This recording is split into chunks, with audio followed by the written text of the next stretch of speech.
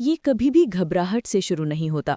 शुरुआत हमेशा एक अजीब से भरोसे के साथ होती है। दुकानें भरी रहती हैं, बैंक खुले रहते हैं, अखबारों की सुर्खियां बार बार कहती हैं सब कुछ नियंत्रण में है। लेकिन कहीं चुपचाप गिनतियां मायने रखना बंद कर देती हैं। एक सदी पहले बर्लिन में एक महिला अपनी पूरी जमा पूंजी एक टोकरी में भरकर बाजार पहुंची। दुकान तक पहुंचते पहुंचते रोटी की कीमत 3 गुना हो चुकी थी।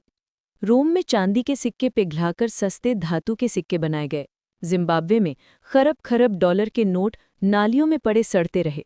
अर्जेंटीना में तनख्वाहें इतनी तेज बढ़ीं कि कैलेंडर पीछे छूट गए। इतिहास में हर बार एक ही भ्रम दोहराया गया कि पैसा स्थायी होता है, और हर बार अंत वही हुआ, पैसा स्थायी नहीं होता। लेकिन हर आर्थिक गिरावट में कुछ लोग सच को सबसे पहले पहचान लेते हैं। वे नोट जमा नहीं करते, वे उन्हें बदल देते हैं। कागज को ऐसी चीजों में बदल देते हैं जिन्हें कोई व्यवस्था मिटा नहीं सकती। जमीन, धातु, कला, असली मूल्य जो सांस लेता है। आज वही पैटर्न फिर दिखाई दे रहा है। इसलिए ये समझने से पहले कि हमें क्या खरीदना चाहिए, हमें समझना होगा कि मूल्य मरता क्यों है। यही है एम्पायर इकोनॉमिक्स, जहां इतिहास चेतावनी देता है और जो सुन लेता है वही बचता है। कल्पना कीजिए, नवंबर 1923, बर्लिन। एक महिला गली में एक ठेले को धकेलती हुई जा रही है। ठेला इतना नोटों से भरा है कि उससे बाथटब तक भर जाए। लेकिन वो कोई हवेली या महंगी कार खरीदने नहीं निकली। वो कोशिश कर रही है बस एक रोटी खरीदने की, इससे पहले कि शाम तक उसका दाम फिर से दुगना हो जाए। कुछ ही घंटों बाद बच्चे जर्मन मार्क के नोटों से इमारतों की ईंटें बनाने नजर आते हैं। कागज मुद्रा से ज्यादा जलाने लायक ईंधन बन चुका था। ये कहानी कल्पना नहीं है, ये वो सच्चाई है जब पैसा मर जाता है, जब मुद्रा पर से भरोसा टूट जाता है। इतिहास में कई सभ्यताओं ने वो पल देखा जब एक भरोसेमंद मुद्रा रातों रात कागज के रद्दी ढेर में बदल गई, और हर बार वही 2 परिणाम सामने आए। ज्यादातर लोग, कुछ समझदार लोग, बचत खो बैठे। भरोसा रहा नोटों पर, पैटर्न पहचान कर बच निकले, नोटों को मूल्यवान चीजों में बदल दिया। वे भविष्यवक्ता नहीं थे, बस सर्वाइवर थे। ये पैटर्न बार बार क्यों दोहराता है? कहानी बदलती है, देश बदलते हैं, नाम बदल जाते हैं, लेकिन स्क्रिप्ट वही रहती है।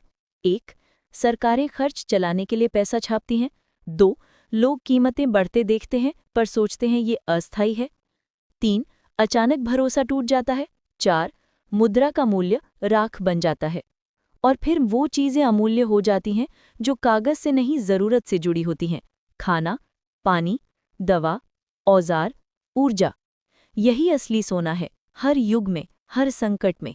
आज दुनिया फिर उसी मोड़ पर खड़ी है। कई देशों के केंद्रीय बैंकों ने पिछले 100 सालों से ज्यादा पैसा बस पिछले 15 सालों में छाप दिया है। सरकारी कर्जा ऐसे स्तर पर है जो इतिहास में हर बड़ी मुद्रा विनाश से ठीक पहले देखा गया है।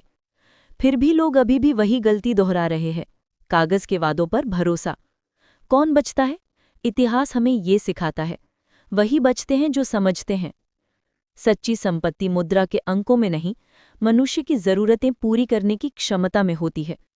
अर्थव्यवस्था डूब जाए, लेकिन इंसान को चाहिए खाना, स्वच्छ पानी, दवा, औजार, ऊर्जा, आश्रय।